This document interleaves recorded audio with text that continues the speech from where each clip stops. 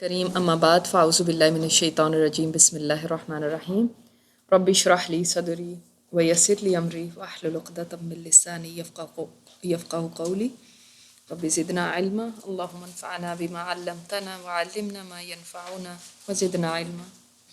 ایک دفعہ درود شریف پڑھنے سب۔ اللہم صلی علی محمد وعلی آل محمد کما صلیت علی ابراہیم وعلی آل ابراہیم انک حمید مجید۔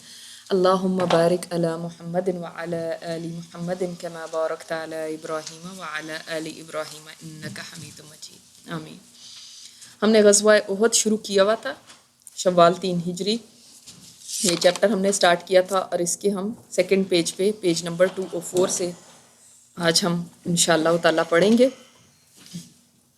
ہم نے ابھی تک یہ پڑھا کہ غزوہ احد میں مشرکین پوری تیاری کے ساتھ شامل ہوئے، وہاں سے انہوں نے کوچ کیا، اور اس کے علاوہ ہم نے یہ دیکھا کہ مسلمانوں کو خبر تب ملی جب وہ تقریباً قریب آ چکے تھے، اور جب آپ صلی اللہ علیہ وسلم کو خبر ہوئی تو آپ صلی اللہ علیہ وسلم نے مشورہ فرمایا، اور مشورے میں نوجوانوں نے یہ مشورہ دیا کہ شہر سے نکل کے لڑا جائے، جبکہ دوسرے کچھ صحابہ کا یہ بھی خیال تھا کہ شہر کے اندر مدینہ شہر میں رہ کے لڑنا چاہیے، اور ان میں رئیس المنافقین عبداللہ بن ابئی کا بھی یہی خیال تھا کہ مدینہ شہر میں ہی رہ کے لڑا جائے۔ اس کے بعد ہم نے یہ دیکھا کہ آپ صلی اللہ علیہ وسلم نے 2 زریں پہن لی تھی، اور جب جنگی لباس پہن لیا تو اس کے بعد جو بعض نوجوان تھے وہ آپ صلی اللہ علیہ وسلم کے پاس آئے، جزاک اللہ خیرا، کہ ہم اب اس چیز پہ جیسے آپ کی مرضی ہے تو ہم شہر میں رہ کے لڑتے ہیں، لیکن آپ صلی اللہ علیہ وسلم نے فرمایا کہ جب نبی جنگی لباس پہن لیں تو لڑے بغیر وہ اس کو اتارتا نہیں ہے۔ اور ہمیں اس سے پتہ چلا کہ جب ایک دفعہ فیصلہ کر لیا جائے استخارہ کر کے اور مشورہ کر کے تو اس کے بعد ڈگمگانا نہیں چاہیے، پھر اس کے بعد اس فیصلے کے اوپر عمل کرنا چاہیے۔ اور ہمیں یہ بھی پتہ چلتا ہے کہ جب یہ فیصلہ ہو گیا اور آپ کو تو اب پتہ ہے کہ جنگ کا نتیجہ کیا نکلا تھا، تو ہم دیکھتے ہیں کہ مسلمانوں کو جب شکست ہوئی تو کسی صحابی نے بھی ان اصحاب کو، ان ینگسٹرز کو تانا نہیں دیا کہ آپ کی وجہ سے ہمیں یہ شکست ہوئی۔ دیکھا آپ لوگوں نے کہا تھا کہ باہر نکل کے لڑنا چاہیے، اور کچھ اس طرح کی بات ہم نہیں دیکھتے کہ صحابہ کے درمیان ہوئی ہو۔ اس سے ہمیں یہ پتہ چلتا ہے کہ جب آپ استخارہ اور مشورہ، یہ 2 چیزیں ہیں جن کو ہمیشہ یاد رکھنا چاہیے کوئی بھی سٹیپ اٹھانے سے پہلے، لیکن مشورہ بھی ہر ایک سے نہیں، جو علم والے ہوں، تقوی والے ہوں، ان کے ساتھ مشورہ کیا جائے۔ تو لیکن جب یہ 2 چیزیں، 2 کام آپ کر لیں نا، اس کے بعد نتیجہ کچھ بھی ہو اس کو یہی سمجھے کہ تقدیر میں اسی طرح لکھا تھا، نہ کہ اس کے بعد بلیم گیم جو ہم شروع کر دیتے ہیں۔ اللہ تعالیٰ مجھے بھی اور ہم سب کو یہ توفیق دے کہ ہم اس چیز کو سیکھ لیں کہ جب اگر اس کے بعد کچھ بھی نتیجہ نکلتا ہے تو اب ہم ایک دوسرے کو تانے دینا، ایک دوسرے کو یہ کہنا تمہاری وجہ سے ہوا، دیکھا میں نے تو پہلے ہی یہ کہا تھا کہ اس طرح سے ہونا چاہیے، یہ ہمیں نہیں کرنا چاہیے۔ اور اگر ایسا ہوتا تو پھر دیکھو یہ ہو جاتا۔ تو آپ صلی اللہ علیہ وسلم نے کیا فرمایا کہ اگر مگر جو ہے وہ شیطان کا راستہ کھولتا ہے۔ تو یہ ہمیں مشورہ اور استخارہ 2 چیزیں اسلام ہمیں سکھاتا ہے، اور اس کے بعد جو قدم اٹھا لیا جائے پھر اس کے بعد پچھتاوے اور اس کے بعد بلیم کرنا یا یہ چیزیں، اس کو ہم انشاءاللہ اس عادت کو کوشش کریں کہ ہم چھوڑ دیں۔ پھر ہم دیکھتے ہیں کہ آپ صلی اللہ علیہ وسلم جب کوچ کیے تو ہمیں پتہ چلتا ہے کہ جمعے کے دن، جمعے کی نماز کے بعد آپ صلی اللہ علیہ وسلم نے کوچ فرمایا۔ اب ہماری جو بک میں ہے نا بہت مختصر نہیں دیا ہوا ہے، تو ہم خیر دیکھ لیتے ہیں تھوڑا سا اس بات کو کہ آپ صلی اللہ علیہ وسلم نے چوز کیا تھا احد کی طرف جانا۔ کیوں چوز کیا احد کی طرف ہی جانا؟ احد جو ہے وہ مدینہ سے نکل کے، اب تھوڑا سا یہ بھی ہم اس کو دیکھیں گے، اگر آپ لوگوں کے پاس ایٹلس ہے، سیرت النبی کی ایٹلس ہے، تو آپ اس پہ بھی جا کے دیکھ سکتے ہیں کہ احد کیا مقام تھا۔ لیکن اب لوگ جو آن لائن ہیں وہ تو نہیں دیکھ سکتے، مگر باقی لوگ، آپ لوگ یہ دیکھیں کہ اگر یہ مدینہ ہے، اس کا کوئی مارکر نہیں تھا آپ کے پاس ہے؟ جزاک اللہ خیر۔ تو مدینہ کی نارتھ سائڈ پہ ہم دیکھتے ہیں کہ احد پہاڑ ہے، یہ مدینہ ہے، تو مدینہ کے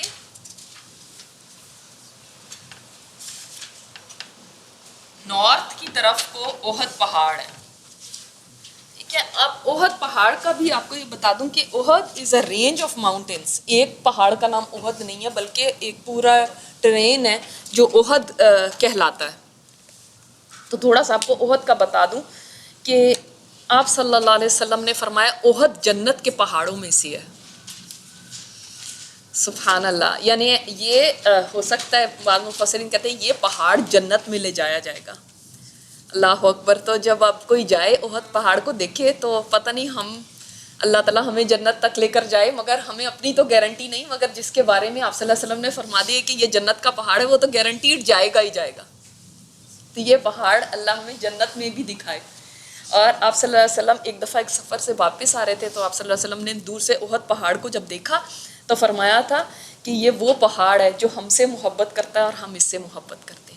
تو پہاڑ جو ہم کہتے ہیں نا کہ پتھروں کے اندر بھی یا بے جان چیزوں کے اندر بھی ایک سینس, جس کو ہم نان لیونگ تھنگس کہتے ہیں, ان کے اندر بھی ایک سینس ہے, وہ بھی ایک تصویر کرتے ہیں یا وہ بھی محبت کرتے ہیں. اس حدیث سے ثابت ہوتا ہے کہ احد سے آپ صلی اللہ علیہ وسلم نے محبت کی. تو یہ بھی ایک ایمان کی نشانی ہے کہ آپ احد سے محبت کریں. جب اللہ تعالیٰ مجھے حج کے لیے لے گیا تھا تو مجھے یہی بات سب سے زیادہ اپیلنگ لگ رہی تھی کہ یہ وہ پہاڑ ہے جس سے میرے نبی نے محبت کی اور جس نے میرے نبی سے محبت کی. جب آپ صلی اللہ علیہ وسلم حضرت ابوبکر صدیق, حضرت عمر اور حضرت عثمان کے ساتھ اس پہاڑ پہ چڑھے تھے تو یہ لرزنے لگا تھا. آپ صلی اللہ علیہ وسلم نے فرمایا کہ ٹھہر جا, تیرے اوپر ایک نبی, ایک صدیق اور 2 شہید ہیں. تو اس وقت ہی یہ ایک طرح سے اس بات کی پریڈکشن تھی کہ یہ 2 لوگ ہیں جو شہید ہوں گے, اور واقعی حضرت عثمان اور حضرت عمر شہید ہوئے تھے. تو ہمیں پتہ چلتا ہے کہ احد کی اپنی ایک سگنیفیکنس ہے. آگے بھی آپ دیکھیں گے احد پہاڑ کا کیسے ذکر آتا ہے. اور احد ہی کیوں, احد کے تھوڑی سی آپ کو یہ بتاؤں کہ جیسے کوئی ٹیشو ہے اس سے ہم اس کے پیچھے ہی ہے مارکیٹ کے پیچھے. اچھا, کہ جو احد کا جس جگہ پہ آپ صلی اللہ علیہ وسلم گئے تھے, پہلے تو تھوڑا سا آپ کو اس کا نقشہ بھی بتا دوں کہ ایسے کر کے ایک گھاٹی سی ہے, اس میں آپ دیکھیے گا بھی ایٹلس جو ہے اس کے اندر بھی آپ دیکھیں گے اس طرح سے ایک گھاٹی ہے اور اس طرح سے یہ ماؤنٹین رینج ہے, سمجھ لیں یہ احد ہے پہاڑ. اب یہ نیچے مدینہ ہے, مدینہ سے یہ لوگ نکلے ہیں اور مدینہ سے اب بھی کوئی اتنا زیادہ, یعنی مدینہ کتنا تھا اس وقت جتنا مسجد نبوی جتنی ہے نا وہ پورا مدینہ شہر ہے. اب تو بہت ایکسپینڈ ہو گیا, لیکن مدینہ سے ابھی بھی احد کچھ زیادہ دور نہیں ہے. آپ لوگ جیسے جاتے بھی لے کر جائیں آپ کو تو اتنے زیادہ وہ نہیں لگتے, لیکن اس وقت بھی تقریباً اگر ایک بندہ پیدل بھی جائے یا کچھ ہے maybe half an hour کا ایک ڈسٹینس ہوگا. تو جمعے کے بعد آپ صلی اللہ علیہ وسلم نکل گئے اور یہ وہ جگہ ہے, اس کو ہم کیسے اس کے اوپر کوئی ڈال سکتے ہیں کہ اگر وہاں پہ اور لوگ بھی دیکھ لیں نا اس تقریباً چیز. اس جگہ پہ آپ صلی اللہ علیہ وسلم نے مسلمانوں نے اپنا کیمپ لگایا تھا. یہ ابھی ہم سفر بھی دیکھتے ہیں ہم, یہاں پہ وہ پہاڑی تھی جس کو آپ دیکھنے جاتے ہیں نا, وہ ہم جب حج وغیرہ پہ جاتے ہیں ہمیں زیارت کے لیے لے کر جاتے ہیں تو وہ پہاڑی عینین اس وقت کہلاتی تھی. اب تو اس کا نام ابھی ہم انشاءاللہ دیکھتے ہیں, جس کے اوپر آپ صلی اللہ علیہ وسلم نے تیر اندازوں کو معین کیا تھا یہاں پہ. اور کیوں کیا تھا ابھی ہم اس کے اوپر بات کرتے ہیں. تھوڑا سا نقشہ آپ کو دکھانا چاہ رہی تھی. تو احد ہی کیوں کہ جس احد میں یہ آپ دیکھیں جس طرح یہ ماؤنٹین ٹرین آپ کو نظر آ رہا ہے نا, تو یہ یعنی اس طرف سے اور اس طرف سے تو مسلمان آٹومیٹکلی گارڈ ہو گئے نا, سیکیور ہیں, کیونکہ اس طرف سے کوئی نہیں آ سکتا. یہ 3 طرف سے یہ کیمپ ہے مسلمانوں کا, یہاں پہ آ کے وہ لڑیں گے کافروں کے ساتھ. ٹھیک ہے, اچھا جی. تو ہم پڑھتے ہیں یہاں سے پہلے انشاءاللہ. تو آپ دیکھ رہے ہیں کہ آپ جمعے کے دن روانگی ہو گئی ہے, 14 شوال ہے. مقام شیخین ہی میں آپ نے مغرب اور عشاء کی نمازیں پڑھیں اور وہیں رات گزاری, اور لشکر کی حفاظت کے لیے 50 پہرے دار مقرر فرمائے. اس سے بھی ہمیں کیا پتہ چلتا ہے کہ آپ صلی اللہ علیہ وسلم نے 50 پہرے دار مقرر فرمائے لشکر کی حفاظت کے لیے. کیا پتہ چلتا ہے آپ کو؟ شاباش. اس اسباب ضرور اختیار کرنے ہیں, تدبیر ضرور کرنی ہے. یہ نہیں ہے بس اللہ کے حوالے, جی ہم نے تو کچھ نہیں, آپ اپنا سونا لے کے باہر سڑک پہ رکھیں اور کہیں کہ اللہ کے حوالے ہے نا, بس کچھ نہیں ہونا. نہیں, آپ تدبیر کریں, اس کے بعد اللہ کے اوپر بھروسہ کریں. پھر آخری رات میں فجر سے پہلے کوچ کر دیا اور شعوت نامی ایک جگہ پر فجر کی نماز پڑھی. یہیں عبداللہ بن ابی نے بغاوت کی اور اپنے 300 ساتھیوں کو لے کر واپس پلٹ گیا. اب اس بارے میں یہ ایک بہت ہی بڑا دھچکا تھا مسلمانوں کے لیے، اس لیے کیونکہ دیکھیں اگر وہ شروع سے ہی ساتھ نہ جاتا تو اتنا بڑی نقصان کی بات نہیں تھی، لیکن ان دا مڈل جا کے ایسا کام کرنا، اس سے کیا نقصان تھا؟ بالکل ساری جو اس فوج کا مورائل تھا وہ ڈاؤن ہو جائے کہ دیکھو یہ جا رہے ہیں، اب ہمارا کیا ہوگا، آلریڈی ہم کم ہیں، وہ لوگ 3000 کا لشکر لے کر آ رہے ہیں اور یہ آلریڈی 1000 ہے، ان میں سے بھی 300 چلے جائیں گے تو کتنے کم ہو گئے؟ پہلے ہی 1:3 کا ریشو تھا نا، اب تو اور بھی کم ہو گئے. تو یہ ہمیں یہاں پہ اور پتہ چلتا ہے کہ اس وقت عبداللہ بن ابی جب لے کر ان کو واپس جا رہا تھا تو بہت سارے مسلمانوں نے اس کو روکنے کی کوشش بھی کی، لیکن وہ نہیں رکے. پہلے انہوں نے ایسے کیا، ریٹریٹ کیا، پیچھے ہوتے گئے، لشکر میں پیچھے ہوتے گئے اور پیچھے سے ہی کھسکنے کی کوشش کی. لیکن جب مسلمانوں نے ان کو روکا اور ان کو یاد بھی دلایا کہ اس عہد کو یاد کرو، وہ جو ہم نے بیعت کی تھی آپ صلی اللہ علیہ وسلم کے ساتھ کہ اپنی اولاد سے بھی زیادہ ان کو عزیز رکھیں گے، اپنے گھر والوں سے بھی زیادہ عزیز رکھیں گے، تو اب کہاں گیا وہ عہد؟ لیکن انہوں نے کوئی پرواہ نہیں کی اور یہ کہا دیکھا ہماری تو بات ہی نہیں سنی گئی تھی. بھائی بات اس وقت نہیں سنی گئی تھی، اس کے بعد آپ ساتھ بھی چل پڑے اور اس کے بعد اب آپ کہہ رہے ہیں کہ ہماری تو بات نہیں سنی گئی، اور انہوں نے کچھ بنچ آف ینگسٹرز کی بات سن لی اور ہماری دیکھا بات نہیں سنی تو اب ہم نہیں جانا. اور اگر ہمیں پتا ہوتا کہ انہوں نے لڑنا ہے تو پھر ہم جاتے بھی، لیکن ہمیں پتہ ہے انہوں نے لڑنا ہی نہیں ہے. اور سورہ آل عمران میں آپ دیکھیں گے جیسے ہم نے بدر کے لیے سورہ انفال پڑھی تھی نا، اب سورہ آل عمران کو آپ تھوڑا سا پڑھ لیں اس کا ترجمہ کہ کس طرح احد کے اندر کیا اللہ تعالیٰ فرماتے ہیں کہ اس وقت یہ لوگ کفر سے زیادہ قریب تھے بجائے ایمان کے قریب ہونے کے، کہ انہوں نے ایسا کیا. اور اللہ تعالیٰ نے دیکھیں اس دنیا میں ہمیشہ یاد رکھیں خبیث اور طیب کو الگ الگ کرنا ہے. ابھی تک مسلمان نہیں جانتے تھے کہ منافق کون ہے، منافقت کیا ہوتی ہے، ان لوگوں کو وہ اپنے میں سے ہی جانتے تھے، لیکن یہ انہوں نے اپنا ٹرو رنگ دکھا دیا کہ وہ مسلمانوں کے ساتھ سنسیئر نہیں. یہ پہلی دفعہ تھی کہ ان کا چہرہ بالکل سامنے آ گیا، بالکل آبویس ہو گیا. تو ہمیں یہ پتہ چلتا ہے کہ عبداللہ بن ابی ساتھیوں کو لے کے جب واپس گیا تو وہی ہوا جس کا ڈر تھا، باقی مسلمانوں کا مرائل ڈاؤن ہو گیا، یہاں تک کہ قبیلہ اوس میں سے بنو حارثہ اور قبیلہ خزرج میں سے بنو سلمہ کے قدم بھی اکھڑ چکے تھے. یہاں پہ آتا ہے اس کی وجہ سے بنو سلمہ اور بنو حارثہ میں بھی ذوف کی لہر دوڑ گئی اور قریب تھا کہ یہ دونوں گروہ بھی پلٹ جاتے، لیکن پھر اللہ نے انہیں ثابت قدم رکھا. مسلمانوں کی تعداد پہلے 1000 تھی، اب 700 باقی بچی. اب آپ دیکھیں یہ دو یعنی سب ٹرائبس اوس اور خزرج کے سب ٹرائبس تھے، انہوں نے بھی سوچا کہ پھر ہم واپس چلے جاتے ہیں، لیکن پھر سمجھانے بجھانے پہ یہ لوگ رہ گئے. اس کے اوپر اللہ تعالیٰ نے آیت نمبر 122 ہے سورہ آل عمران میں، جس میں اللہ تعالیٰ نے فرمایا اذ ہمت طائفتان منکم ان تفشلا، ان دونوں جماعتوں میں سے بھی ایک نے یہ ارادہ کر لیا تھا بزدلی کا کہ وہ واپس چلے جاتے ہیں، لیکن اللہ تعالیٰ نے فرمایا واللہ ولیہما، لیکن اللہ ان کا ولی ہے. اور ان کی جنریشن آج تک بھی وہ یہ اس چیز پہ فخر کرتے ہیں کہ ہمارے آباء و اجداد کے اوپر یہ آیت اتری تھی کہ اللہ تعالیٰ نے خود فرمایا کہ اللہ ان کا ولی ہے، اللہ نے ان کو تھام لیا اور یہ لوگ جم گئے الحمدللہ. لیکن اب یہ دیکھیں کہ 1000 میں سے 700 رہ گئے. اور ہم نے ابھی پڑھا ہے پچھلی کلاس میں کہ آپ صلی اللہ علیہ وسلم نے جو ابو 15 تھے، 15 اینڈ ابو جو تھے صرف ان کو رہنے دیا، جو انڈر 15 تھے ان سب کو واپس کر دیا، سوائے یہ دو جو صحابہ ہیں رافع اور ہم نے دیکھا سمرہ، ان دونوں کو صرف رہنے دیا. ایک تیر انداز بہت تھے اور دوسرے نے کہا کہ میں تو اس کو پچھاڑ سکتا ہوں، ریسلنگ کر کے ان کو بھی گرا دیا. تو آپ صلی اللہ علیہ وسلم نے ان دو کو اجازت دی، دیور آلموسٹ 14 کے تھے، اور باقیوں کو واپس بھیجے. اب آپ اندازہ کر سکتے ہیں کہ یہ 700 وہ ہیں، اگر پوری دنیا میں اس وقت مسلمانوں کو دیکھیں شاید کوئی ہجرت کر کے گئے ہیں حبشہ یا کوئی مکہ میں جو چھپے میں مسلمان ہیں، ان ساروں کو بھی ملا لیں تو 1000 ہوں گے. کل پوری دنیا میں مسلمان 1000 ہوں گے. اور سوچیں یہ 1000 تھے اور اس کے بعد کتنے سال کو 15 20 25 سالوں کے اندر کہاں سپر پاورز تک سے انہوں نے مقابلہ کیا، جو جسٹ 1000 اور کہاں تک پہنچے، روم اور فارس تک پہنچ گئے. اور اسلام کہاں تک پھیلا، اسپین تک گیا. 50-100 سالوں میں، ایک سینچری میں کدھر تک پہنچ گیا اسلام.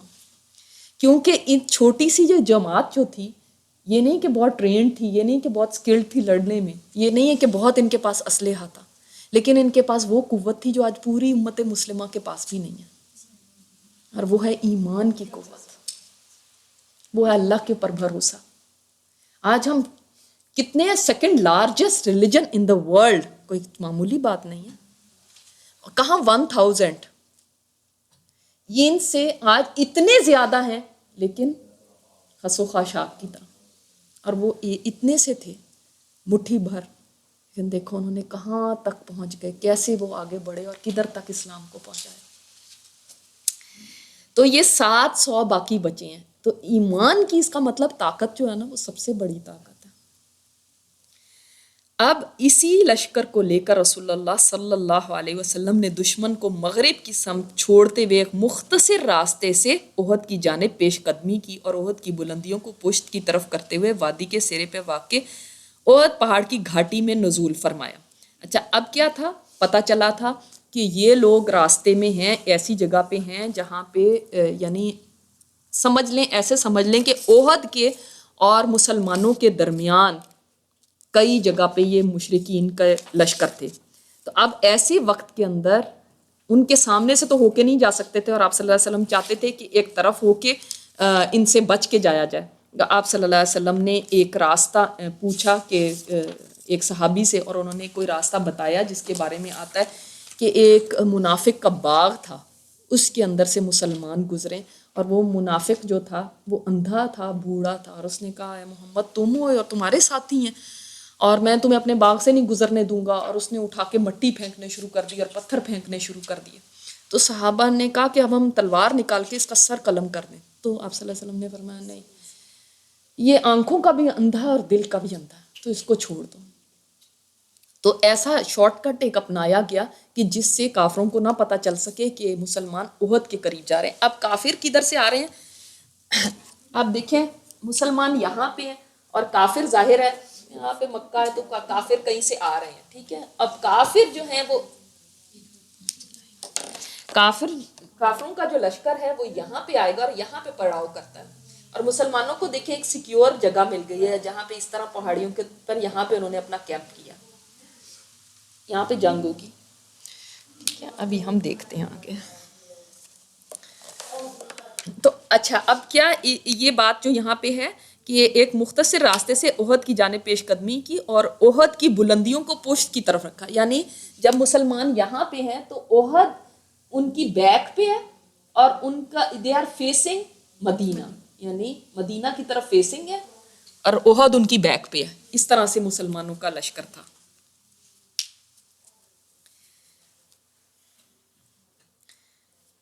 اچھا، اس طرح دشمن مسلمانوں اور مدینہ کے درمیان حائل ہو گیا۔ اب سمجھ آ گئی، کیونکہ مدینہ نیچے ہے نا، اور جو کافر ہیں وہ ادھر ہے، اور یہ احد ہے، ادھر مدینہ ہے، تو اب کافر جو ہیں مسلمانوں اور مدینہ کے درمیان حائل ہیں۔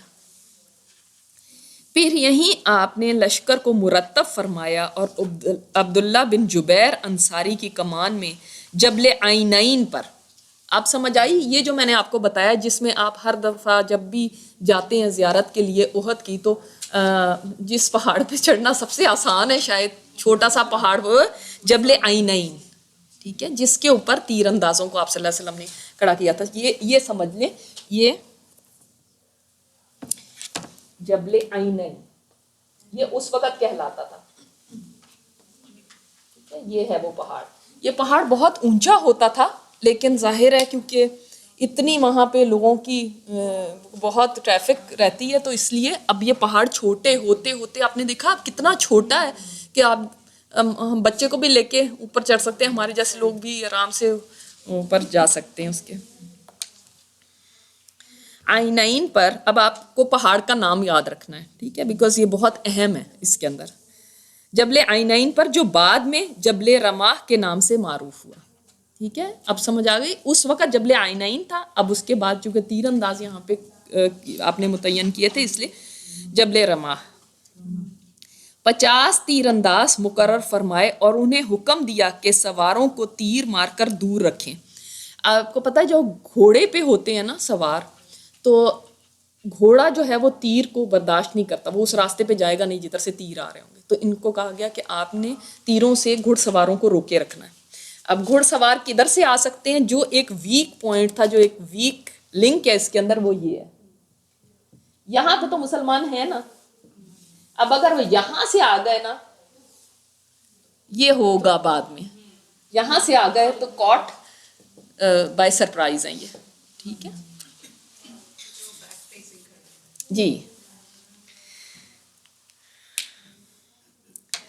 اب یہ اتنا بڑا بورڈ نہیں ہے کہ ہم اس کے اوپر بہت انلارج کر کے دکھائیں، مگر آپ کو جسٹ ایک آئیڈیا دینے کے لیے کہ کیا کس طرح سے ہوگا. 50 تیر انداز مقرر فرمائے اور انہیں حکم دیا کہ سواروں کو تیر مار کر دور رکھیں اور مسلمانوں کی پشت کی حفاظت کریں. پشت کی حفاظت سمجھ آ گئی نا کہ اب کیسے ہوگی، کہ ان کی بیک سے نہیں وہ آ جائیں. اور انہیں تاکید کی کہ جب تک آپ کا حکم نہ آئے اپنی جگہ نہ چھوڑیں، خواہ مسلمان فتح یاب ہوں یا شکست کھائیں.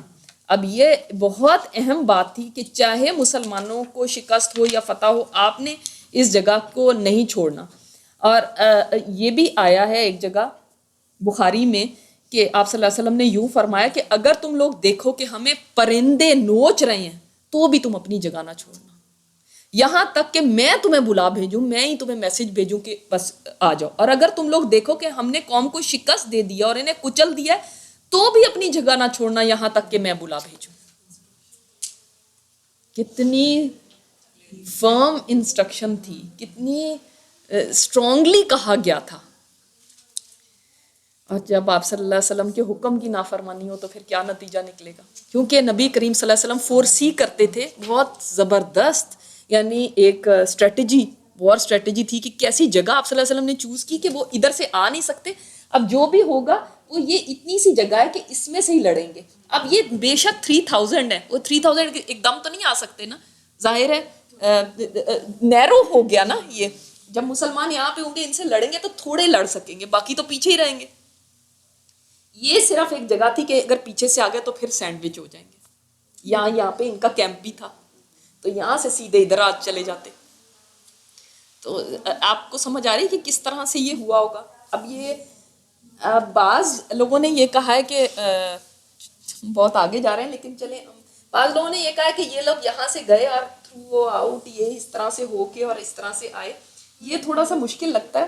مگر جو ہماری بک کے رائٹر ہیں مبارک پوری، انہوں نے یہ کہا ہے کہ نہیں، یہ کافر یہاں سے آئے اور یہاں پہ ایک پرنالا تھا جیسے ہوتا نہیں جس میں بارش وغیرہ کا پانی ہوتا ہے، اس کے اندر سے ہوتے ہوئے کہ ہمیں دیکھ نہ لیں، اور یہاں سے ہوتے ہوئے پھر یہاں آئے پہنچے. سرنگ تو نہیں ہو سکتی، پرنالے سے ہوتے ہیں گہرے سے نا جس کے اندر. تو اتنا زیادہ آپ صلی اللہ علیہ وسلم نے ان کو تاکید فرمائی تھی. اچھا جی، ادھر مشرکین نے بھی اپنے لشکر کو مرتب کیا اور میدان جنگ کی طرف پیش قدمی کی. ان کی عورتیں صفوں میں گھوم گھوم کر اور دف پیٹ پیٹ کر لوگوں کو جوش دلا رہی تھیں، لڑائی کے لیے بھڑکا رہی تھیں، جوانوں کو غیرت دلا رہی تھیں اور یہ اشعار پڑھ رہی تھیں کہ اگر تم پیش قدمی کرو گے تو ہم گلے لگائیں گے اور قالینیں بچھائیں گے، اور اگر پیچھے ہٹو گے تو ہم روٹھ جائیں گے اور الگ ہو جائیں گے. یعنی ان شعروں میں وہ جو اپنے چیئر لیڈرز تھیں وہ اپنے ان کو ابھار رہی تھی جنگ کے لیے کہ جو ہے نا کس طرح، اور دف بجا بجا کے. اور سوچیں کہ ان کا جوش اور ولولہ کتنا ہوگا، عورتوں کا یہ حال تھا. اور علم برداروں کو ان کا فرض یاد دلاتے ہوئے یوں کہہ رہی تھی، دیکھو بنی عبدالدار، دیکھو پشت کے پاس دار، خوب کرو شمشیر کا وار. بنی عبدالدار کون تھے؟ کچھ آپ کو یاد ہے؟ بنی عبدالدار کیا چیز ان کے ذمے تھی؟ یہاں پہ آیا تھا یا نہیں آیا تھا یہ بات؟ مجھے نہیں پتا کہ اگر ہم نے اس میں پڑھی تھی. لڑائی کا جھنڈا اس کے سوا کوئی نہیں باندھ سکتا تھا. یہ دیکھیں پیج نمبر 26 پہ. یہاں پہ جب قریش کا جھنڈا اور کمان بھی قصی ہی کے ہاتھ میں تھی، چنانچہ لڑائی کا جھنڈا اس کے سوا کوئی نہیں باندھ سکتا تھا. اسی کی آگے ان میں سے جب قصی فوت ہوا تو پھر بنی عبدالدار کو یہ جھنڈے کی وہ ملی ذمہ داری. جیسے سب کو تھا نا کہ کسی نے حاجیوں کو پانی پلانا ہے، کسی نے کچھ کرنا ہے، اسی طرح بنی عبدالدار کے پاس یہ ذمہ داری تھی کہ جھنڈا انہوں نے پکڑنا ہے. اور جھنڈا پکڑنا بہت کیا بڑی بات ہے؟ بہت بڑی بات تھی، اس لیے کہ جنگ میں یہ دیکھا جاتا تھا کہ جب تک فلیگ اوپر ہے تو اٹ مینس کہ ہم ٹھیک ہیں، اور جس وقت فلیگ گر گیا تو سمجھ لو کہ شکست ہے. تو مبارزت اور قتال. اچھا یہ سارے ہم نے اب ہم نے یہ دیکھ لیا کہ آپ صلی اللہ علیہ وسلم نے یہاں پہ میرا خیال میں ہے، اور ابو سفیان نے کس کو کس طرف کا بنایا تھا. پہلے ابو سفیان کا بتائیں کہ ایک کمانڈر تو ابو سفیان تھا، اور اس نے رائٹ اور لیفٹ کس طرف کو کس کو رکھا تھا، یہ یاد ہے آپ لوگوں کو؟ رائٹ طرف یاد رکھیے گا کہ خالد بن ولید تھے، کیونکہ میں آپ کو جب میپ سے بتاؤں گی نا تو آپ کو یہ بات یاد رہنی چاہیے. رائٹ سائڈ پہ خالد بن ولید اور لیفٹ سائڈ پہ کون تھا؟ دو ہی تو کمانڈر تھے بڑے اہم. لیفٹ سائڈ پہ تھا اکرمہ بن ابی جہل، اکرمہ ابو جہل کا بیٹا. ٹھیک ہے، تو یہ آپ یاد رکھیے گا، اس لیے کیونکہ بعد میں اس چیز کے اوپر بھی انشاءاللہ تعالی ہم بات کریں گے.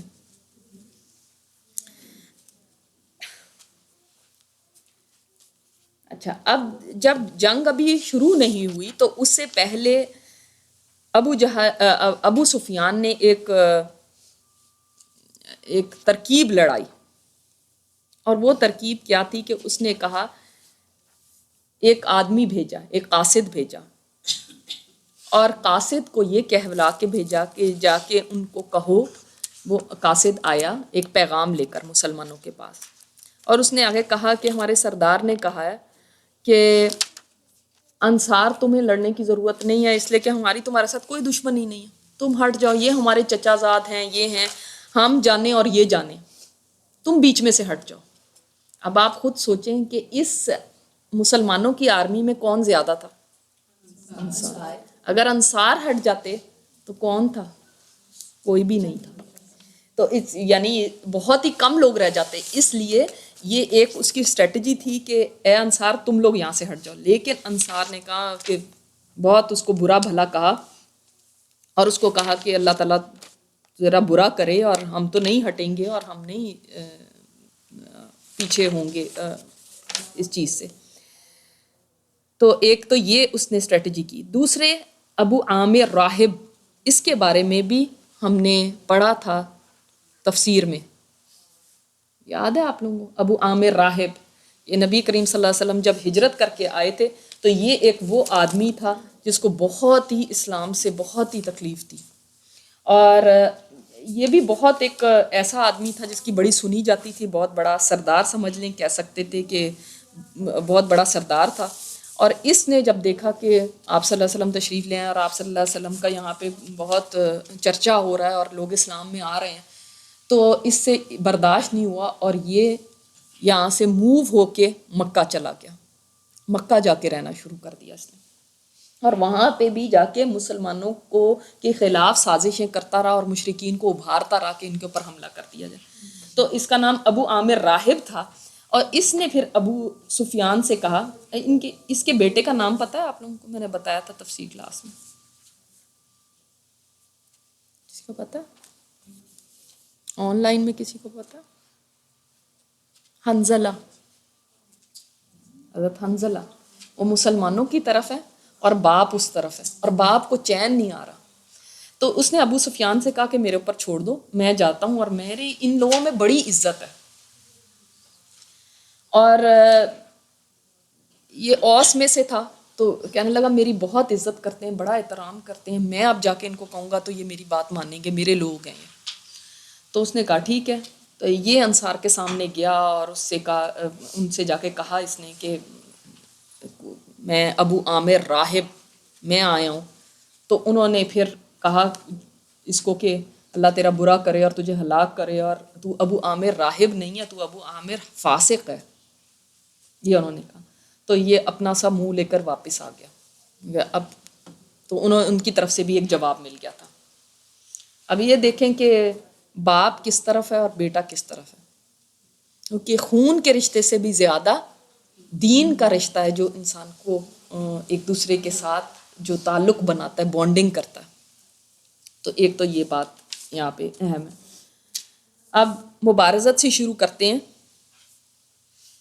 تھوڑی ایک اور بات اس سے پہلے آپ کو بتا دوں کہ ابو سفیان نے کہا بنو عبد الدار کو کہ دیکھو آپ لوگوں کی وجہ سے ہمیں بدر میں بڑی شکست کا سامنا کرنا پڑا، کیونکہ بدر میں ایسا ہوا تھا کہ ان کے پاس جھنڈا تھا اور ان کا آدمی جو جھنڈے والا تھا وہ بھی بھاگ گیا تھا. تو دیکھا وہاں پہ کتنی ہمیں وہ اٹھانی پڑی، یعنی ذلت اٹھانی پڑی.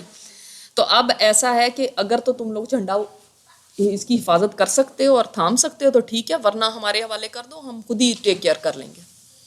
یعنی اس نے ایک طرح سے ان کو غیرت دلائی. تو انہوں نے کہا کہ نہیں، اب تم دیکھو گے کہ ہم کیا کرتے ہیں. وہ بھی غیرت میں آ گئے اور انہوں نے کہا کہ ہم اپنا جھنڈا تمہیں کیوں دیں، کل جب ٹکر ہوگی تو دیکھ لینا ہم کیا کرتے ہیں. اور واقعی جب جنگ شروع ہوئی تو انہوں نے پھر دکھایا کہ کیا ان کے ہوتا ہے. پھر ہم جنگ میں دیکھیں گے کہ کیا اس کے اندر ہوا. تو ایک تو یہ ابو عامر والا واقعہ آپ یاد رکھیں کہ اس نے کیا کیا، اور دوسرے وہ جو قاصد انہوں نے بھجوایا تھا وہ اس نے اپنا کام کرنے کی کوشش کی. پھر قریش کی عورتوں نے بھی پوری طرح حصہ لیا اس کے اندر، یہ بھی ہم دیکھ رہے ہیں اس میں. اب دیکھتے ہیں کہ کیا ہوتا ہے جب مبارزت ہوتی ہے. پھر دونوں لشکر قریب آ گئے تو مشرکین کا علم بردار اور قریش کا سب سے بہادر انسان طلحہ بن ابی طلحہ عبدری نمودار ہوا. جب دونوں آمنے سامنے آئے تو مشرکین کا علم بردار کون ہے، یعنی عبدالدار سے یہ آدمیہ طلحہ بن ابی طلحہ، یہ اس طرف سے آیا اور اس نے کہا کہ وہ اونٹ پر سوار تھا، اس نے دعوت مبارزت دی. جواب میں حضرت زبیر بن عوام آگے بڑھے، شیر کی طرح جست لگائی اور اونٹ پر جا چڑھے. پھر اسے اپنی گرفت میں لے کر زمین پر کود گئے اور تلوار سے ذبح کر دیا. اس پر نبی کریم صلی اللہ علیہ وسلم نے نعرہ تکبیر بلند کیا اور مسلمانوں نے بھی نعرہ تکبیر بلند کیا. اس کے بعد ہر طرف جنگ کے شعلے بھڑک اٹھے. خالد بن ولید نے جو اس وقت مشرکین کے رسالدار تھے 3 بار کوشش کی کہ مسلمانوں کی پشت پر جا پہنچے. دیکھیں ان کی اسٹریٹجی کتنی تھی. حضرت خالد بن ولید جو تھے نا اس وقت بھی بیسٹ واریر، یعنی لیکن تیر اندازوں نے تیر برسا کر انہیں واپس کر دیا. مسلمانوں نے مشرکین کے علم برداروں پر اپنا حملہ مرکوز رکھا، یعنی ان کے اوپر کنسنٹریٹ کیا، یہاں تک کہ ان کا مکمل طور پہ صفایا کر دیا. یہ کل 11 شخص تھے. ان کے خاتمے کے بعد جھنڈا زمین پر آ گرا اور مسلمانوں نے بقیہ اطراف پر حلہ بول دیا. اب کہا جاتا ہے کہ وہ یہ جو علم بردار تھے، جو جھنڈا جنہوں نے اٹھایا ہوا تھا جس قبیلے کے ہاتھ میں تھا، پہلے تو ان کا یہ آدمی طلحہ بن ابی طلحہ یہ پہلے جہنم واصل ہوا. پھر اس کے بعد ان کے قبیلے کے جو اور لوگ تھے جنہوں نے جھنڈا اٹھایا ہوا تھا ایک ایک کر کے سب ختم ہوتے گئے، حتیٰ کہ 10 لوگ ان کے خاندان کے ختم ہو گئے. اینڈ میں ان کا جھنڈا ایک حبشی غلام جس کا نام ثواب تھا اس نے اٹھایا اور وہ بڑی بے جگری سے لڑا، بلکہ جو اپنے آقا تھے ان سے بھی زیادہ وہ بہادری سے لڑا، مسلسل لڑتا رہا اور اس کے دونوں ہاتھ ایک کے بعد ایک کاٹ دیے گئے. لیکن اس کے بعد بھی اس نے جھنڈا نہیں گرنے دیا، بلکہ گھٹنوں کے بل بیٹھ کے سینے اور گردن کی مدد سے کھڑا کیے رکھا، یہاں تک کہ جان سے مار ڈالا گیا. اور اس وقت یہ بھی کہہ رہا تھا یا اللہ اب تو میں نے کوئی کسر باقی نہیں چھوڑی، میں نے یہاں تک اس کو جھنڈے کو حفاظت کی ہے. اب جب اس کے ہاتھ سے جب جھنڈا گرا تو جھنڈا کوئی اٹھانے والا نہیں تھا. اتنی کیوس مچ چکی تھی کافروں کے اندر اور وہ بالکل یعنی سنبھل نہیں پائے تھے. ان میں ایک صحابی کا نام بہت اہم آتا ہے جو بہت اتنی بے جگری کے ساتھ لڑے تھے. اور ان صحابی کے بارے میں تھوڑا سا پہلے آپ کو بتا دوں کہ آپ صلی اللہ علیہ وسلم نے جب ابھی جنگ شروع نہیں ہوئی تھی تو موٹیویشن کے لیے ایک اسپیچ کی لوگوں کو اور ان کو بہت ابھارا جنگ کے لیے. جیسے وہ لوگوں کی عورتیں دف بجا کے اور گا کے اور اشعار کر کے اپنی لوگوں کے حوصلے بڑھا رہی تھیں، اسی طرح مسلمانوں کی طرف کیا تھا کہ نبی کریم صلی اللہ علیہ وسلم قرآن سے اور اللہ کی بات کر کے اور جنت کی خوشخبریاں دے کے لوگوں کو جنگ کے لیے ابھار رہے تھے. اب ایسے میں ایک جو واقعہ جو یہ ایک ان صحابی سے متعلق آتا ہے وہ یہ کہ آپ صلی اللہ علیہ وسلم نے پھر سب میں اعلان کیا کہ کون ہے جو آج میری تلوار کو لے گا. تو سارے چاہ رہے تھے کہ ہم تلوار کو لیں، لیکن پھر آپ صلی اللہ علیہ وسلم نے فرمایا کون ہے جو اس کو اس کا حق دے کے اس کو لے گا؟ تو پھر سب خاموش ہو گئے. ابو دجانہ نے فرمایا یا رسول اللہ اس کا حق کیا ہے؟ آپ نے فرمایا کہ اس سے دشمن کے چہرے کو مارو یہاں تک کہ یہ ٹیڑھی ہو جائے، یعنی اس وقت تک اس کے ساتھ لڑو جب تک یہ تلوار ٹوٹ نہ جائے. انہوں نے کہا یا رسول اللہ میں اس تلوار کو لے کر اس کا حق ادا کروں گا. اور یہ ابو دجانہ جو تھے بہت بہادر تھے، اور ان کے پاس ایک ریڈ کلر کی پٹی تھی جو یہ اس وقت پہنتے تھے سر کے اوپر جب بہت ایکسٹریم کوئی حالات ہوتے تھے، اور انہوں نے وہ پٹی باندھ لی، اور اس کے بعد جیسے ایک تکبر کی چال ہوتی ہے نا، سینہ پھلا کے اور گردن اکڑا کے اس طرح سے باہر نکلے ان کو دکھاتے ہوئے اور اس تلوار کو لہراتے ہوئے. تو آپ صلی اللہ علیہ وسلم نے فرمایا کہ یہ چال اللہ کو ناپسند ہے، لیکن اس جیسے موقع پر نہیں. اس موقع پر اللہ کی پسندیدہ چال ہے کہ ایسے موقع پر کہ یہ آپ دشمن کو روب دکھانے کے لیے. تو یہ وہ صحابیاں ابو دجانہ یہ لڑتے لڑتے اس تلوار سے دور تک جا نکلے، اور حضرت زبیر بن عوام جو تھے انہوں نے بھی تلوار مانگی تھی آپ صلی اللہ علیہ وسلم کی. یہ بھی تو ایک بہت بڑا آنر تھا نا کہ نبی کریم صلی اللہ علیہ وسلم اپنی تلوار دیں. تو انہوں نے بھی مانگی تھی، لیکن آپ صلی اللہ علیہ وسلم نے ان کو نہیں دی، کیونکہ ابو دجانہ نے پہلے کہا کہ میں اس کا حق ادا کر کے اس کو لینے کے لیے تیار ہوں. تو اب ان کو بہت یہ تھا کہ آپ صلی اللہ علیہ وسلم نے ان کو یہ تلوار دے دی، اور میں ان کی پھپھی کا بیٹا ہوں، حضرت صفیہ کے بیٹے تھے، کہ مجھے نہیں تلوار دی تو میں دیکھوں تو صحیح کہ کیا ابو دجانہ ایسا کرتے ہیں اس تلوار کے ساتھ. تو کہتے ہیں میں ان کے پیچھے پیچھے رہا کہ کیا کر رہے ہیں. تو اس کے اندر پھر آتا ہے کہ میں دیکھوں کہ وہ کیا اسے کام کرتے ہیں. چنانچہ میں ان کے پیچھے لگ گیا تو انہوں نے یہ کیا کہ پہلے اپنی سرخ پٹی نکالی، سر پہ باندھی. اس پر انصار نے کہا ابو دجانہ نے موت کی پٹی نکال لیا. پھر یہ کہتے ہوئے میدان کی طرف بڑھے کہ میں نے اس نخلستان کے دامن میں اپنے خلیل یعنی نبی کریم صلی اللہ علیہ وسلم سے عہد کیا ہے کہ کبھی صفوں سے پیچھے نہیں رہوں گا اور اللہ اور اس کے رسول کی تلوار چلاؤں گا. تو کہتے ہیں کہ اس کے بعد جو ان کے سامنے آتا تھا اس کو قتل کر دیتے. اور ادھر مشرکین میں ایک شخص تھا جو کسی کو بھی زخمی پاتا تھا تو اس کا خاتمہ کر دیتا تھا. تو یہ قریب ہونے لگے آہستہ آہستہ ابو دجانہ اور وہ جو مشرکین میں سے تھا، وہ مسلمانوں کو بہت نقصان پہنچا رہا تھا. تو اس وقت حضرت زبیر بن عوام کہتے ہیں میں نے دعا کی کہ یا اللہ ان دونوں کی آپس میں مقابلہ کرا دے تاکہ یہ ابو دجانہ ہر ایک کو تو جو ان کے سامنے آتا ہے وہ ان کی تلوار سے نہیں بچتا، تو اب اس کو یہی مارے. تو کہتے ہیں واقعی ان کی ٹکر ہو گئی اور ایک دوسرے پر ایک ایک وار کیا. پہلے مشرک نے ابو دجانہ پہ تلوار چلائی، لیکن ابو دجانہ نے یہ حملہ ڈھال پہ روک لیا اور مشرک کی تلوار ڈھال میں پھنس کر رہ گئی. اس کے بعد ابو دجانہ نے تلوار چلائی اور مشرک کو وہیں ڈھیر کر دیا. اور یہ وہ صحابی ہیں جنہوں نے صفوں کی صفیں مشرکین کی درہم برہم کر دی تھی. یہاں تک کہ پھر ایک جگہ پہ آئے تو انہوں نے دیکھا کہ کوئی ہے جو بڑے زور و شور سے بڑے جوش کے ساتھ کافروں کے حوصلے بڑھا رہا ہے، بہت جوش سے بول رہا ہے اور ایسے. تو انہوں نے اپنی تلوار نکالی کہ میں اس کو قتل کروں، اور اتنے میں وہ پیچھے مڑا تو وہ عورت تھی. تو انہوں نے اپنی تلوار روک لی کہ میں رسول اللہ صلی اللہ علیہ وسلم کی تلوار پہ بٹا نہیں لگنے دوں گا کہ اس سے کسی عورت کو قتل کروں. اور یہ عورت کون تھی؟ ہند. تو اور حضرت زبیر بن عوام کہتے ہیں کہ میں نے پھر ابو دجانہ کو دیکھا کہ انہوں نے ہند کے سر کے اوپر تلوار بلند کی تھی اور پھر ہٹا لی. تو میں نے سوچا اللہ اور اس کے رسول ہی بہتر جانتے ہیں کہ کس کو اپنی تلوار دینی چاہیے. اور یہ دیکھیں کہ آج مسلمان بھی اس چیز کا پاس نہیں رکھتے کہ کوئی عورت ہے تو اس کو قتل نہ کیا جائے. خودکش حملے ہیں یا جہاں پہ اور کافر تو ہیں ہی، وہ تو رکھتے ہی نہیں ہیں، لیکن آج مسلمان بھی اس چیز کا پاس نہیں رکھتے. دیکھو انہوں نے ایک کافر عورت کے اوپر بھی تلوار اٹھانے کو اس چیز کو سمجھا کہ یہ اس کی عزت کے خلاف ہے کہ میں رسول اللہ صلی اللہ علیہ وسلم کی تلوار کو عورت کے اوپر اٹھاؤں. تو یہ ایک بہت اہم اس چیز کے اندر بات تھی.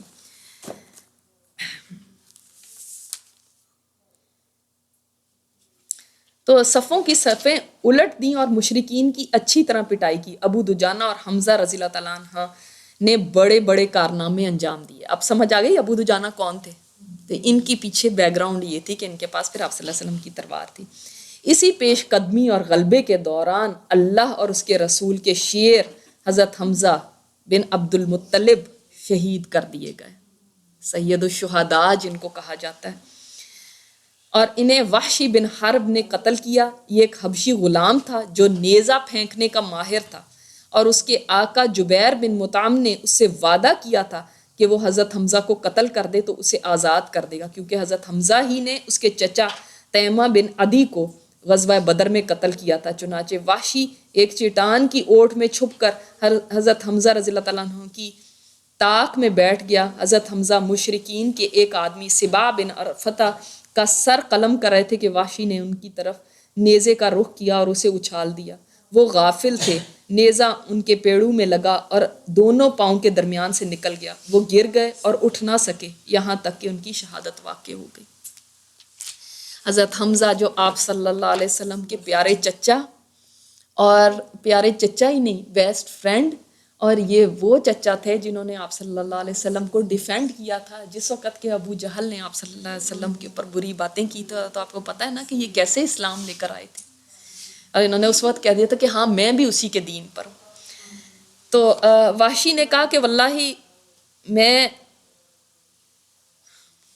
میں ابھی ان کے قتل کے ارادے سے تیار ہی ہو رہا تھا، اور ایک درخت یا پتھر کی اوٹ میں چھپ کر انہیں قریب آنے کا موقع دینا چاہتا تھا کہ اتنے میں سبا بن عبد العزیٰ مجھ سے آگے بڑھا، ان کے پاس جا پہنچا۔ حمزہ نے اسے للکارتے ہوئے کہا، اور جو اس کو بات کہی، اور ساتھ ہی زور کی تلوار ماری کہ گویا اس کا سر تھا ہی نہیں۔ وحشی نے کہا کہ اس کے ساتھ ہی میں نے اپنا نیزہ تولا، اور جب میری مرضی کے مطابق ہو گیا تو ان کی طرف اچھال دیا، اور وہیں پہ وہ پھر شہید ہو گئے تھے۔ اور کہتے ہیں وحشی بعد میں مسلمان ہو گئے تھے، لیکن یہ اس وقت اس نے کہا کہ میں نے ان کو پھر اسی حال میں چھوڑ دیا یہاں تک کہ وہ شہید ہو گئے، اور اس کے بعد میں نے ان کے پاس جا کر اپنا نیزہ نکال لیا، یعنی ان کے اندر سے نیزہ کھینچ کے نکالا اور لشکر میں واپس جا کر بیٹھ گیا، کیونکہ میرا کام تو ختم ہو گیا تھا۔ میں تو بس اپنی مجھے اور کسی چیز سے سروکار نہیں تھا، میں تو صرف اس لیے قتل کر رہا تھا کہ میں آزاد ہو جاؤں۔ چنانچہ جب مکہ آیا تو مجھے آزادی مل گئی۔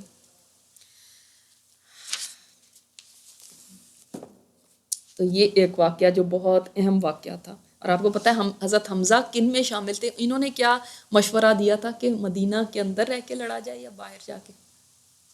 نہیں، یہ he was one of them جنہوں نے کہا تھا کہ مدینہ سے باہر جا کے لڑیں۔ میں نے آپ کو کہا تھا نا کہ جو بدر میں شریک نہیں ہوئے تھے نا، ان کو یہ تھا کہ ہم اپنی بہادری دکھائیں، اور انہوں نے جنہوں نے کہا تھا باہر جا کے لڑیں نا، ان میں سے زیادہ تر صحابہ شہید ہو گئے۔ تو وہ واقعی چاہتے تھے کہ اللہ تعالیٰ کو دکھائیں کہ ہم مخلص ہیں۔ بہرحال مشرکین شکست کھا کر بھاگ کھڑے ہوئے، جوش دلانے والی عورتیں بھی بھاگی۔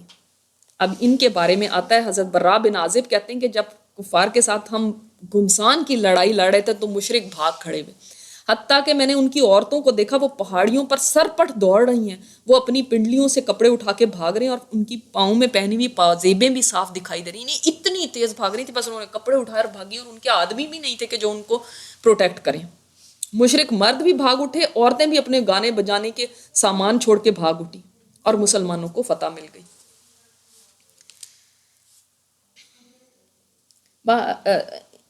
مسلمانوں نے مشرکین کو گھیر لیا، انہیں مار بھی رہے تھے اور غنیمت بھی سمیٹ رہے تھے۔ اب کیا ہوا کہ اس وقت جب انہوں نے دیکھا کہ مشرکین بھاگ رہے ہیں اور اب سمجھ لیں کہ فتح ہو گئی، وکٹری ہے، تو اب جو مسلمان تھے باقی، انہوں نے ان کا مال غنیمت کے طور پہ جو ان کا سامان لیفٹ اوور تھا وہ اٹھانا شروع کر دیا، اس لیے کہ ابھی مال غنیمت کے جو احکامات آئے تھے بدر میں، ٹھیک ہے، کچھ احکامات تو آگے تھے، مگر فلی یہ انڈرسٹینڈنگ نہیں تھی کہ جتنا مال غنیمت ابھی میدان جنگ سے جمع ہوگا اس کو ایک جگہ ڈالا جائے گا اور سب کے اندر ایکولی ڈسٹریبیوٹ ہوگا۔ پہلے کیا ہوتا تھا، جس کے ہاتھ میں جو چیز آتی تھی وہ اس کی ہو جاتی تھی، تو اس لیے ان کو یہ تھا کہ ہم جلدی جلدی جمع کر لیں، سمجھے نا؟ اللہ اکبر۔ تو اللہ تعالیٰ نے اسی کو سورہ آل عمران میں فرمایا نا کہ دنیا تمہیں عزیز ہو گئی تھی اس وقت۔ صحابہ کرام دیکھو، یہ دنیا کی محبت کو آپ صلی اللہ علیہ وسلم نے فرمایا کہ یہ فتنہ ہے، اور اسی فتنے کو سب سے زیادہ آپ صلی اللہ علیہ وسلم کو خوف تھا کہ دنیا تمہارے پاس بہت ہو جائے گی۔ وہ صحابہ بھی تھے لیکن ان کا امتحان ہو گیا۔ ابھی دیکھ لیں وہ انڈر ٹریننگ ہے نا، تو حضرت برا کہتے ہیں کہ حضرت عبداللہ بن جبیر جو وہ وہاں پہ جن کو متعین کیا ہوا ہے، جو کمانڈر ہیں ان تیر اندازوں کے جبل عینین پہ جو ہیں، تو کہتے ہیں ان کے ساتھی کہنے لگے غنیمت کا مال، غنیمت کا مال. تو اس پر حضرت عبداللہ بن جبیر جو ان کے کمانڈر تھے، انہوں نے ان سے کہا کہ مجھے نبی کریم صلی اللہ علیہ وسلم نے تاکید فرمائی ہے کہ اپنی جگہ سے نہ ہٹنا، لہٰذا تم لوگ مال غنیمت لوٹنے مت جاؤ. لیکن ان کے ساتھیوں نے ان کا حکم ماننے سے انکار کر دیا. آپس میں ان کی بحث شروع ہو گئی. ایکچولی انہوں نے کہا دیکھیں، انہوں نے تو ہمیں کہا تھا کہ جب جنگ ہوگی تو تب نہ جانا، اب جنگ اوور ہو گئی ہے، ہمیں فتح مل گئی ہے، تو اب جانے میں کیا ہے. اور یہ بحث چلی کچھ دیر، وہ کوشش کرتے رہے. ان لوگوں نے سوچا، یعنی کچھ ٹائم پاس ہو گیا تھا، ایسا نہیں تھا کہ امیڈیٹلی وہ چلے گئے، مے بی کوئی آدھا گھنٹہ ہو گیا ہو. وہ ریٹریٹ کر رہے ہیں، وہ بھاگ رہے ہیں، اور یہ ادھر بحث کر رہے ہیں کہ اب تو ایوری تھنگ از اوور، سارے تو مال غنیمت لے رہے ہیں، تو تم کیوں مطلب یہ کہہ رہے ہو کہ ہم نہیں جائیں. حضرت عبداللہ بن جبیر، ان کو آپ صلی اللہ علیہ وسلم نے ان کا کمانڈر بنایا تھا نا، یہ 50 کا، یہ جو 50 یہاں پہ تیر انداز ہے. تو اب جب یہ بحث ہوئی، دیکھیں شیطان بھی بیچ میں آ جاتا نا، پھر شیطان آ گیا اور اس نے کہا کہ دیکھو وہ تو تمہیں بھول ہی گئے، ہو سکتا ہے بھئی ان کو تمہارے تک پیغام پہنچانا ہی بھول گیا ہو کہ بھئی اتر آؤ اب، تو چلو every thing is over now, اب کیا اتنی کیا بات ہے. تو 40 جو تھے ان میں سے وہ اتر گئے. only 10 were left. Out of 50 only 10 were left.